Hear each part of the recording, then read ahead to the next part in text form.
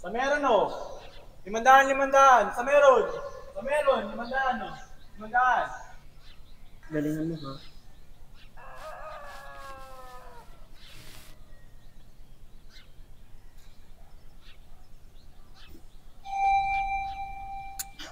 Astig ng manok mo ah. Ang patoka mo. Naroon ko lang na biskuit at kape yung pili. Lemon yung akin. Paano ba yan? Talo ko na. Tignan na lang natin, Doming. Oh, wala na ba talaga?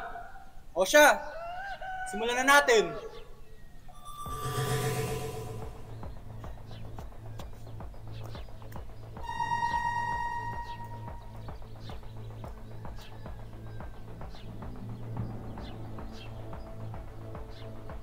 Game.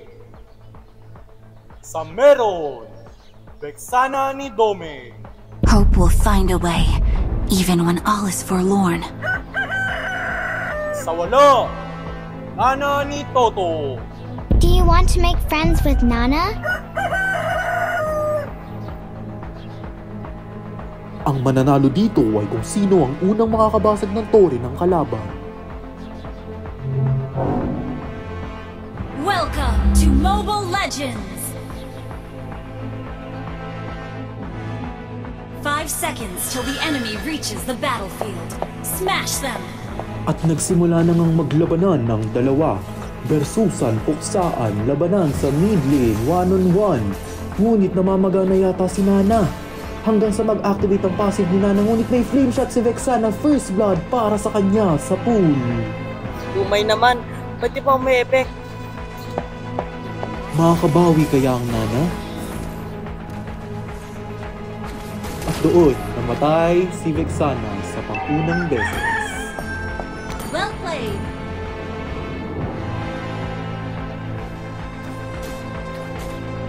Mukhang nagkakainitan ng dalawa.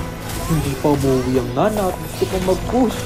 Nakombohan ni Vexana at ayun! Patay! Mirikulan pa sa mukha.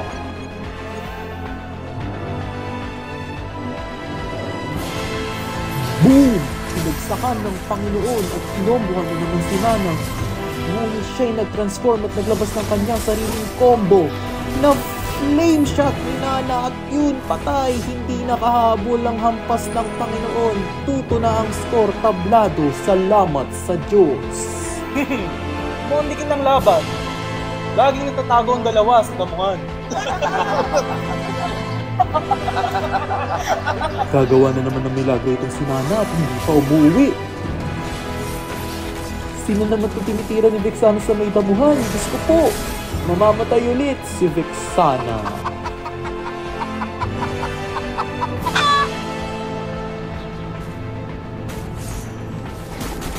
At babalik na si Vexana pero sala ang lahat ng kanyang skills. Papalagang Nana at sasali ni Vexana ang combo ni Nana at mamamatay. Dito na kaya mananalo si Toto at mababasag ang unang tore? At ang panalo ay ang wala. Congratulations kay Toto.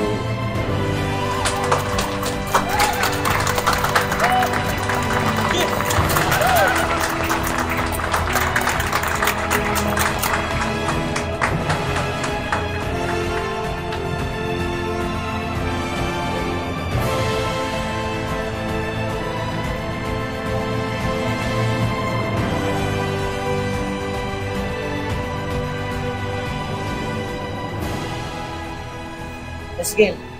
So, may pang tinula ko na.